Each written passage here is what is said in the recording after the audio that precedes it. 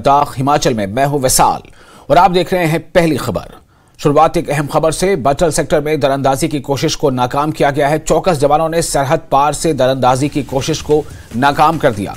गोलियों के तबादले में एक जवान जख्मी हुआ है। ऑपरेशन जारी है। इस वक्त एक अहम खबर आपको दे रहे हैं जम्मू कश्मीर से। बटल सेक्टर में दरअंदाजी की कोशिश को नाकाम कर दिया गया है। चौकस जवानों ने सरहद पार से दरअंदाजी की कोशिश को नाकाम किया है। गोलियों के तबादले में एक जवान जख्मी हुआ है। ऑपरेशन जारी है। बटल सेक्टर में दरअंदाजी की कोशिश नाकाम कर दी गई है। चौकस जवानों ने, सुरक्षा पर मौजूद जवानों ने जो चौकस थे, उन्होंने सरहद पार से दरअंदाजी की कोशिश को नाकाम कर दिया और एक्सचेंज ऑफ फायर यानी गोलियों के तबादले में एक जवान जख्मी हुआ है। ऑपरेशन जारी है।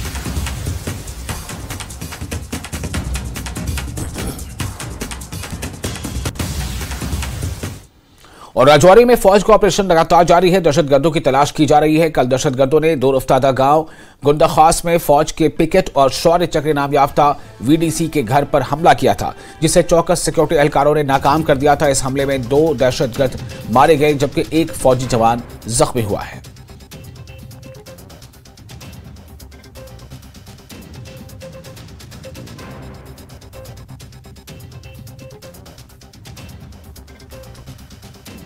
फिर सुनर दो और कोई गल सुनी नहीं अजी थोड़ी। हाँ फिर बस अजी तो यार ने काफी हाँ इसला भी डर अच्छा होना तुम। हाँ हाँ डर है ना, डर की नहीं हजी थे तार रोड़िया बैठे थे फिर ऊपर नहीं जाने। काफी फोर्स गई आर्मी पर भाई बढ़िया बढ़िया कटियां दे रही है। काफी फायरिंग हुई काफी।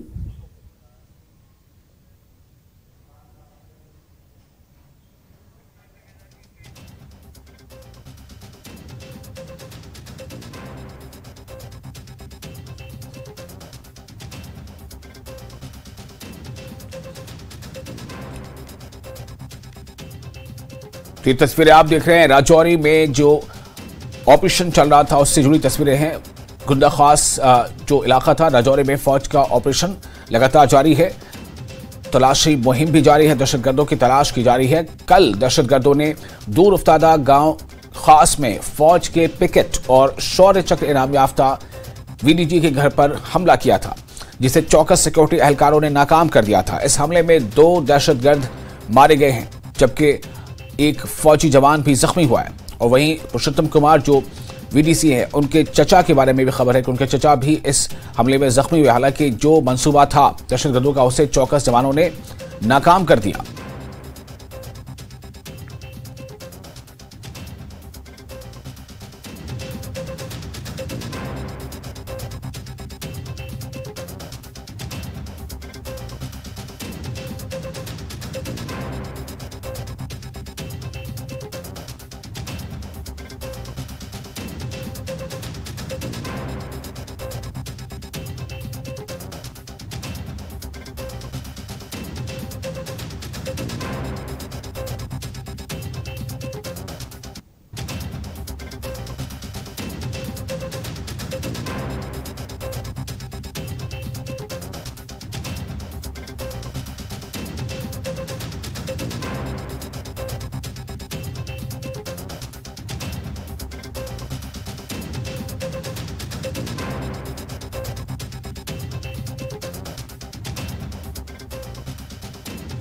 और इस वक्त हमारे साथ इस खबर पर और ताजा जानकारी के साथ जुड़ चुके हमारे नुमाइंदे शक्ति। शक्ति, हमें बताएं इस वक्त क्या चल रहा है? क्या तलाशी अभियान अभी भी जारी है? क्या अभी भी दहशतगर्द उस इलाके में मौजूद हैं? शक्ति जी बिल्कुल, जो बीते रोज घटना हुई थी उसके बाद लगातार जो है वो आतंकियों के साथ मुठभेड़ जो है सुरक्षा बलों की शुरू हुई थी और आज भी जो है लगातार दूसरा दिन है और आज भी यहाँ पर मुठभेड़ जारी है। हालांकि बारिश का मौसम है, इस वक्त मौसम जरूर खराब है, सुरक्षा बलों को चुनौती का सामना जरूर करना पड़ रहा है, लेकिन इस के बावजूद भी जो है वो पूरे एरिया को कॉर्डन किया गया है। ये जो गुंदा का एरिया है, खवास एरिया, गुंदा एरिया, ये पूरा एरिया जो है वो कॉर्डन किया गया है। 2 आतंकियों के मारे जाने की सूचना अभी तक जो है वो प्राप्त हुई है। उस पूरे एरिया में बड़े पैमाने पर कॉर्डन करने के बाद तलाशी अभियान जो है शुरू किया गया। हालांकि जो कॉर्डन कल किया गया था उस कॉर्डन को कम किया गया, यानी क्लोज किया गया है। अब धीरे धीरे सुरक्षा बल आगे बढ़ रहे हैं कि जो आतंकी बचे हैं उनका भी खात्मा जो है वो किया जाए। लेकिन बारिश की वजह से, मौसम खराब होने की वजह से चुनौती का सामना जो है वो जरूर सुरक्षा बलों को करना पड़ रहा है। जी शक्ति, आज ये दूसरा दिन माना जाएगा और आज सुबह से भी आप बता रहे हैं कि लगातार तलाशी अभियान जारी है। मुझे बताएं कि क्या गोलियों का तबादला आज हुआ है या फिर कल आखिरी बार कब हुआ था? देखिए, कल जो है वो रुक रुक के फायरिंग जो है वो कल पूरा दिन जो है वो चलती रही और शाम तक जो है वो रुक रुक के फायरिंग जो है वो चलती रही। उसके बाद रात हो गई, अंधेरे की वजह से जो है वो गोलियों का तबादला जो है वो रुक गया, क्योंकि अंधेरे का और सुरक्षा बल पूरी तरह से अलर्ट थे कि कहीं अंधेरे का फायदा उठाकर ये आतंकी यहाँ से भागने में कामयाब न हो जाएं। और लेकिन अभी सुबह से दोबारा से जो है गोलियों का तबादला शुरू नहीं हुआ है, लेकिन फिलहाल जो है वो कॉर्डन बड़े पैमाने पर जो है वो किया हुआ है और अब जो है वो सुरक्षा बल सुबह सुबह फिर जो है वो कॉर्डन को, जैसे मैंने पहले बताया, कि कम किया जा रहा है, यानी क्लोज किया जा रहा है। जो बड़े पैमाने पर कॉर्डन किया हुआ था उसे क्लोज करने का यही है कि क्लोज करके आगे बढ़ा जाए और आगे बढ़ने के बाद जो है उस जगह तक पहुंचा जाए जिस जगह से गोलियों की आवाज जो है वो आ रही थी और जिस जगह पर बताया जाता है कि 2 आतंकियों के शव जो है वो ऐसा माना जा रहा है कि वहां पर पड़े हो सकते हैं, क्योंकि हालांकि इसकी ऑफिशियल तौर पर पुष्टि नहीं हुई है, लेकिन सुरक्षा बलों के ने इसकी पुष्टि वहां पर जो है सूत्रों के हवाले से ये खबर है कि 2 आतंकी वहां पर मारे गए हैं और कहीं ना कहीं उनके शव को किस तरह से उनके शव तक पहुंचा जाए, जो उनके पास असला बारूद है, जो हथियार है, वो कैसे वहां तक पहुंचा जाए। इसलिए वहां आगे बढ़ने की कोशिश जो है वो सुरक्षा बलों की है और इस पूरे कॉर्डन को आगे कम किया जा रहा है और आगे बढ़ा जा रहा है। हालांकि इसके बाद ही पता चलेगा कि कितने आतंकी यहाँ पर नीचे छुपे हुए हैं, क्योंकि घना जंगल है, दूर दराज का इलाका है, पहाड़ी इलाका है और मुश्किलों का सामना जरूर करना पड़ रहा है। कहीं अंधेरे का, कहीं जंगल का फायदा उठाकर आतंकी यहाँ से भाग न जाए, ये सुरक्षा बल इस मुस्तैदी के साथ जो है वो पूरे एरिया में बड़े पैमाने पर कॉर्डन किए हुए हैं। शक्ति, बहुत शुक्रिया आपका तमाम जानकारी के लिए। तो शक्ति ने हमें ये जानकारी दी है कि इस वक्त भी जो तलाशी अभियान है वो जारी है। हालांकि ऐसा माना जा रहा है कि 2 दहशतगर्द मारे गए, उनके डेड बॉडी की भी तलाश की जा रही है और साथ ही साथ कोशिश ये है कि किसी भी सूरत में जो भी कुछ और अगर मौजूदगी वहां दहशतगर्दों की है तो वो उसे जो है उसे उनके अंजाम तक पहुंचाया जाए और उन्हें राह फरार अख्तियार न करने दिया जाए।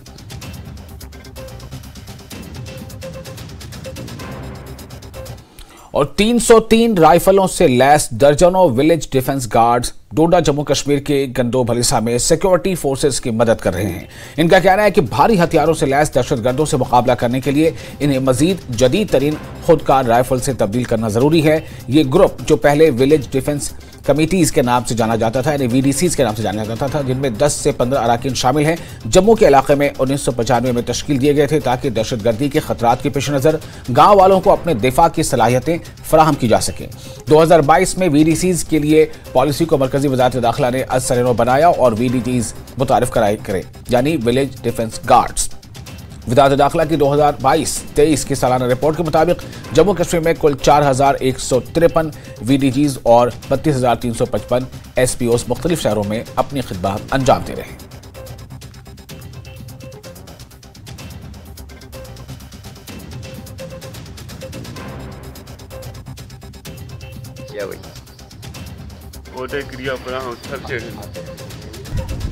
सर, प्रॉब्लम आपको तो पता ही है कि आजकल हमारे डिस्ट्रिक्ट डोडा में किस प्रकार से अटैक्स हो रहे हैं जगह जगह। और VDGs को लेकर सर आपको पता है कि हमारे पास जो वेपन हैं जो काफ़ी पुराने हैं, तो इन वेपन्स के साथ हमें मिलिटेंट के साथ लड़ना तकरीबन आजकल नामुमकिन है, क्योंकि मिलिटेंट्स जो आजकल आ रहे हैं काफ़ी अनुभव है उनके पास, पाकिस्तान से ट्रेंड आ रहे हैं। क्योंकि आपने देखा कि पिछले कुछ समय पहले यहाँ पर कुछ आतंकवादियों को मारा गया और उनके पास जो वेपन मिला जो मेड इन अमेरिका।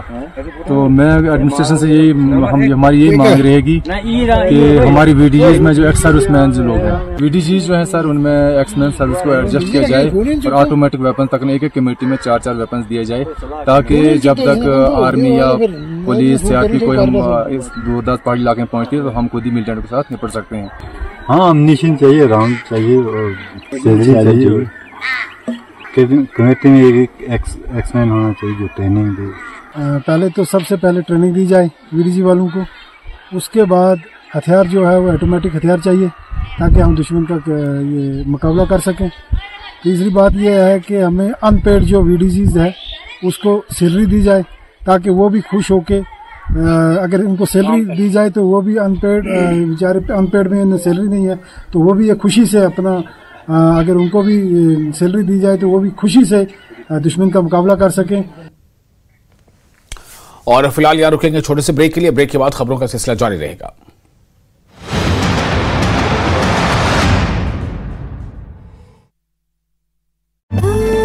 बैठे हुए हैं शांति विरोधी लोग। जम्मू कश्मीर में आतंकी हमले के बाद डोडा में पाकिस्तान के खिलाफ कांग्रेस का विरोध प्रदर्शन। पाकिस्तान का झंडा जलाकर लोगों ने जताया रोष। राजौरी आतंकी हमले पर बीजेपी नेता कविंदर गुप्ता का बड़ा बयान, कहा जल्द ही चलाया जाएगा ऑपरेशन ऑल आउट, आतंकियों का होगा सफाया। गंदो भलेसा के वीडीजी सदस्यों ने आतंकियों से लड़ने के लिए सरकार के प्रशिक्षण देने की मांग की। आतंकियों से लोहा लेने के लिए सरकार से आधुनिक हथियार भी मांगे। कठुआ में बीजेपी किसान मोर्चा सम्मेलन का किया गया आयोजन। किसान सम्मेलन में बीजेपी प्रदेश अध्यक्ष रविंदर रैना रहे मौजूद। रविंदर रैना बोले, आतंकियों के मंसूबे नहीं होंगे कामयाब। चुनाव घाटी के अलगाववादी नेता मौलाना अब्दुल कयूम मट्टू मरकजी धारे में शामिल। मौलाना अब्दुल कयूम ने ज्वाइन की पीडीपी, कहा जुल्म के खिलाफ खड़ा होना वक्त की है जरूरत।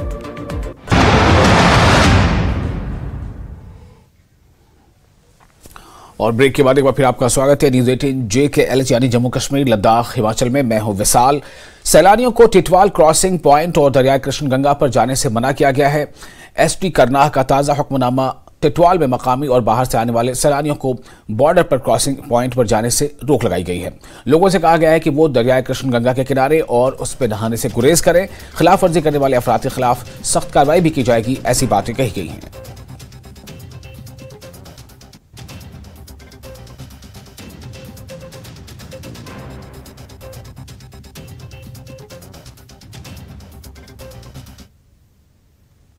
यही है कि लोगों के माल जान और इज्जत अकारब की बेहतरी के लिए, उनके तहफ़्फ़ुज़ के लिए, क्योंकि पानी का बहाव काफ़ी है। किशन गंगा इस वक्त इट इज़ रोरिंग, बड़ा तेज़ चल रहा है इसका बहाव। और एक नौजवान जो 18 साल का, 15 साल का, 20 साल का है, वो सेल्फी उठाने के लिए दरिया में कूद जाता है, जबकि प्रोहिबिटेड एरिया है। लोग जानते हैं कि ये लाइन ऑफ कंट्रोल भी है। यहाँ एक साइड POK है, एक तरफ हमारे मुल्क हिंदुस्तान की फौज है, और बीच में एक टिटवाल का ब्रिज है जो हाफ हमारी कंट्रोल में है, हाफ उनके कंट्रोल में है। तो कोई भी जवान, कोई भी बच्चा, कोई भी बच्ची या कोई भी टूरिस्ट, वायर फ्रॉम ही और she is are not allowed to go deep down into the nala to take selfie और to make some adventure.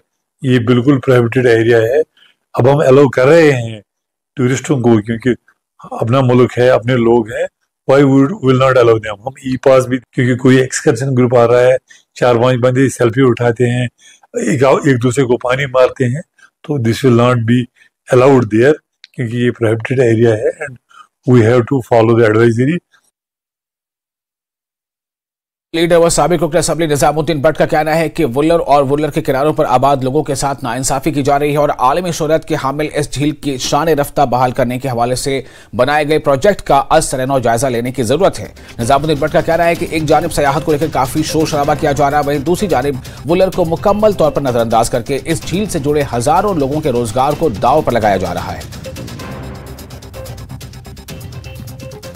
Wular का बस वुलर के साथ बेइंसाफी हो रही है, वुलर के इर्द गिर्द जो आबाद लोग हैं उनके साथ बेइंसाफी हो रही है। आप इतना टूरिज्म पे शोर कर रहे हो, वुलर के प्रोजेक्ट को रिव्यू करो, उसमें फंक्शनरीज जो हैं उनका कोई कसूर नहीं है, लेकिन इतनी बड़ी झील को 260 करोड़ से आप ठीक कर सकते हो। This is a party some to restore a world famous lake. आप डल पे तवज्जो दे रहे हो, हमारी शान है, लेकिन वुलर भी हमारी शान है और भी वाटर बॉडीज है, उनकी तरफ भी तवज्जो दीजिए। और बांडीपुरा कस्बे से ताल्लुक रखने वाले नौजवान research scholar doctor Suhail Mir ने अपनी नौयत का पहला cultural encyclopedia of Dard tribe तहरीर किया है। उम्मीद की जा रही है कि इस किताब की बदौलत दर्जनों खित्तों में आबाद दर्दशीना कबीले के लोगों को अपनी तहजीब व तमद्दन से वाकिफ होने के अलावा आपस में जुड़ने का मौका मिलेगा। पेश है न्यूज 18 की यह खास रिपोर्ट।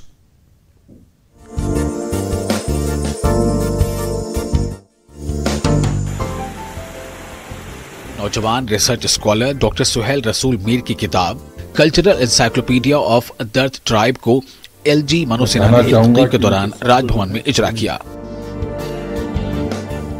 इस मौके पर मनोज सिन्हा ने डॉक्टर सुहेल के काम की खूब सराहना की। डॉक्टर सुहेल को यह किताब तहरीर करने में 10 साल का तवील अरसा लगा। इस दौरान डॉक्टर सुहेल ने पूरे गुरेज, तुलेल और लद्दाख के कुछ हिस्सों में आबाद दर्दशीना इलाकों का दौरा करके दर्दिस्तान कबीले के माजी और हाल के हवाले से तफसीलात इकट्ठा की। दर्दिस्तान कबीले के हवाले से पहली बार एक जामे किताब मंजर आम पर आने पर दर्दशीना कबीले के लोग इंतहाई खुश हैं। इन लोगों का कहना था कि अपने कबीले का तारीखी पस मंजर और तहजीब व तमद्दन से वाकफियत हासिल करके इस कबीले के लोगों को आपस में फिर से जुड़ने का मिलेगा। मैं जो इस किताब के मुसन्निफ हैं डॉक्टर सुहेल रसूलनी, उनका तमाम जो हमारे दर्जे फरिज़ातों से ताल्लुक़ रखते हैं उनकी तरफ से, और तमाम जो हमारे अदीब, शोरा, हम दूसरे फनकार हैं, उनका मशकूर हूँ कि उन्होंने किस मेहनत और लगन से इस किताब को लिखा और उन लोगों के पास भी गए। काफ़ी जो मुश्किलात हैं उनका सामना उन्हें करना पड़ा।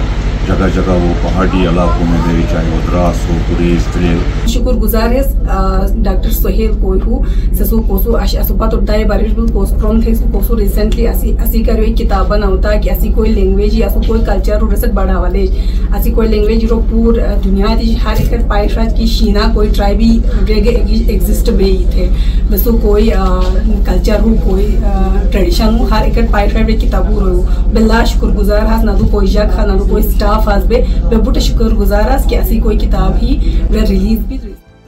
इस किताब के मुसन्निफ डॉक्टर सुहेल का कहना था कि 450 सफ़हात पर मुश्तमिल इस एनसाइक्लोपीडिया के बदौलत न सिर्फ दूसरे रिसर्च स्कॉलरों के लिए एक नया दरवाजा खुला है, बल्कि दर्जनों इलाकों में बिखरे दर्दशीना कबाइल के लोगों को फिर एक बार आपस में जुड़ने का मौका मिलेगा। तो ये अपनी नवियत का पहला एनसाइक्लोपीडिया है जो पूरे दर्दिस्तान के बारे में पूरा एक्सप्लोरेशंस दे रहा है आपको, चाहे वो गिलगित हो, चाहे वो चित्राल हो, छिंजा हो, पूरे जितने भी कम से कम 20 से 25 रीजन है उनके बारे में पूरे हिस्ट्री, ट्रेडिशन, कल्चर के बारे में टच कर रहा है। तो उसके बाद जो कश्मीर में हमारे दर्दशीना ट्राइब है, गुरेज में, द्रास में, मुश्को में, करगिल में, उनको भी अपने साथ इस किताब में हमने डॉक्यूमेंट किया है। लेकिन इसकी इंपॉर्टेंस ये है कि ये जो ट्राइब है जो आपस में अभी बिखरे हुए हैं, आधे करगिल में, आधे लद्दाख में, आधे गुरेज में, आधे गिलगित के उस साइड में है, तो इस एनसाइक्लोपीडिया की वजह से वो एक बार फिर से रिकनेक्ट हो जाए, वो एक बार फिर से अपने आप को समझने की कोशिश करेंगे कि हमारे एंशिएंट रूट्स क्या थे, कहां से आए और कितना बदलाव हुआ। दर्दशीना कबीले के बारे में डॉक्टर सुहेल ने पहला कल्चरल एनसाइक्लोपीडिया तहरीर करके एक काबिल सताइश काम अंजाम दिया है। डॉक्टर सुहेल का कहना है कि इसी सिलसिले को आगे बढ़ाकर अब लद्दाख पर काम करने का इरादा रखते हैं। न्यूज़ 18 JKLH के लिए बांडीपुरा से मोहम्मद सईद की रिपोर्ट। और एक इंतजार है इस बात का कि क्या क्या आज फैसले का ऐलान हो सकता है आम लोगों के लिए आम बजट में। जी हां, आज आएगा मोदी 3.0 का पहला बजट। वित्त मंत्री निर्मला सीतारमण लोकसभा में बजट पेश करेंगी। नौकरी पेशा, किसान और महिलाओं को बड़ी उम्मीदें हैं। और इस खबर पर और ज्यादा जानकारी के लिए हमारे साथ जुड़ चुके हैं हमारे रिपोर्टर सुशील पांडे दिल्ली से।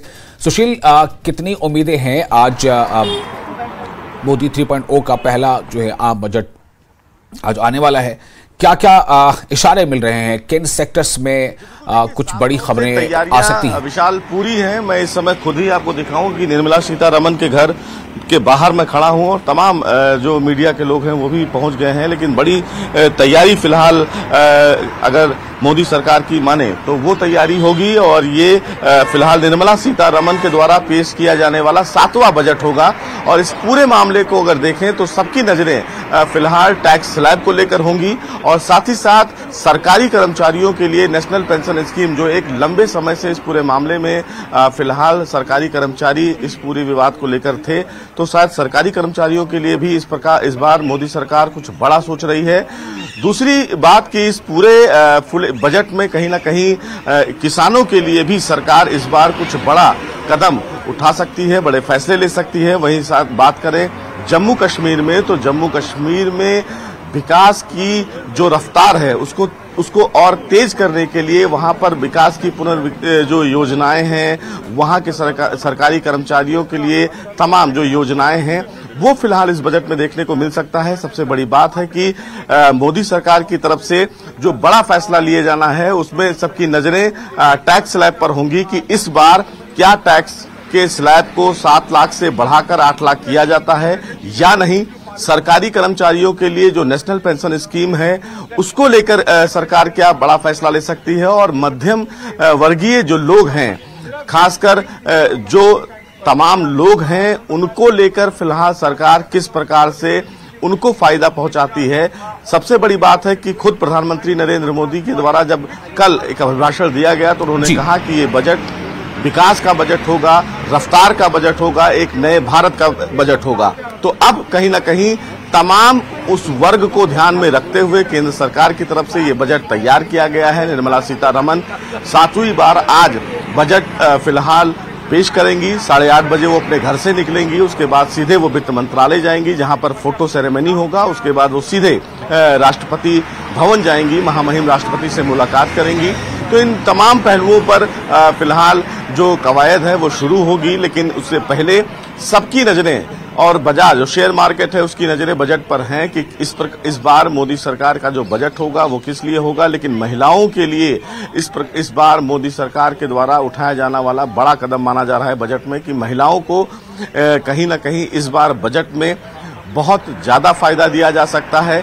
विकास की जो रफ्तार मोदी सरकार की है उसको लेकर अगर बात करें, जम्मू कश्मीर की बात करें, हरियाणा की बात करें, किसानों को लेकर बात करें, तो उन तमाम पहलुओं पर सरकार की तरफ से एक बड़ा कदम उठाया जाने वाला है इस बजट में। जी सुशील, एक और अहम बात है सुशील कि जाहिर है 3.0 का बजट है और ये जो सरकार है ये सरकार इस वक्त न सिर्फ ये बीजेपी की है बल्कि कई सहयोगी दल भी साथ हैं, तो इन सहयोगी दलों के भी कुछ अपेक्षाएं होंगी और क्या ऐसा लग रहा है कि उनकी तमाम अपेक्षाएं इस बजट से पूरी हो सकती हैं जो शायद कहीं ना कहीं एक सीमेंट का काम कर रहा होगा इस गठबंधन को और मजबूत करने में? जी देखिए, इसमें कोई दो राय नहीं है। देखिए इस बार फिलहाल एनडीए की जो सरकार है उसमें जो सहयोगी दल हैं उन तमाम राज्यों के लिए भी जो विकास की रफ्तार है, विकास की रणनीति है, उस पर जरूर चर्चा होगी। दक्षिण से लेके पूरब तक और पश्चिम से लेके उत्तर तक तमाम राज्यों को फिलहाल इस पूरे बजट में शामिल किया गया है और इसीलिए हर उस वर्ग को इस पूरे बजट में शामिल किया गया है जो फिलहाल अब सरकार के दायरे में है। लेकिन बड़ी बात यह है कि हमें देखना होगा कि हेल्थ सेक्टर, डिफेंस सेक्टर, इन तमाम सेक्टर्स में फिलहाल कितना बजट को लेकर एक बड़ा कदम उठाया जाता है। लेकिन बार बार प्रधानमंत्री नरेंद्र मोदी ने कहा है कि डिफेंस को लेकर, सैनिकों को लेकर एक बड़ा जो कहीं ना कहीं बजट में एक बड़ा वर्ग इसमें शामिल होता है डिफेंस को लेकर, जहां पर भारत की गति और बढ़ाई जाए, उस प्रक्रिया को लेकर भी एक बड़ा कदम उठाया जाएगा। तो डिफेंस सेक्टर में भी इन्वेस्टमेंट और प्राइवेट सेक्टर में 35% इन्वेस्टमेंट को लेकर, यानी कि प्राइवेट सेक्टर में इन्वेस्टमेंट को लेकर भी मोदी सरकार की तरफ से बजट में इस बार कुछ नया देखने को मिलेगा कि किस तरह प्राइवेट सेक्टर में जो निजीकरण है उसको बढ़ावा दिया जाए ताकि बाहर से तमाम जो लोग हैं वो भारत में इन्वेस्ट करें। तो इन तमाम पहलुओं पर भी चर्चा की गई है और ये माना जा सकता है कि इस बार जो बजट पेश हो रहा है उसमें जो निजीकरण है उसमें हिस्सेदारी 35% की जो बात पहले से चल रही थी वो फिलहाल देखने को मिल सकती है। जम्मू कश्मीर के लिए भी बजट में एक बड़ा हिस्सा शामिल किया गया है जिसमें वहां के पुनरुद्धार के लिए, वहां के डेवलपमेंट के लिए, वहां के कर्मचारियों के लिए एक बड़ा जो पैकेज है वो फिलहाल जारी किया जा सकता है। सुशील, बहुत शुक्रिया आपका तमाम जानकारी के लिए। तो ये काफी अहम है, उम्मीदें तो बड़ी हैं और इन बड़ी उम्मीदों को पर कितने लगते हैं, कितने पंख लगते हैं, इन्हें ये देखना होगा जब आज बजट पेश होगा और खासतौर से जम्मू कश्मीर के लिए भी जो है निगाहें लगी होंगी। और इसके साथ ही इस बुलेटिन में फिलहाल इतना है कि न्यूज़ 18 JK पर लगातार बड़ी और अहम खबरों का सिलसिला जारी रहेगा।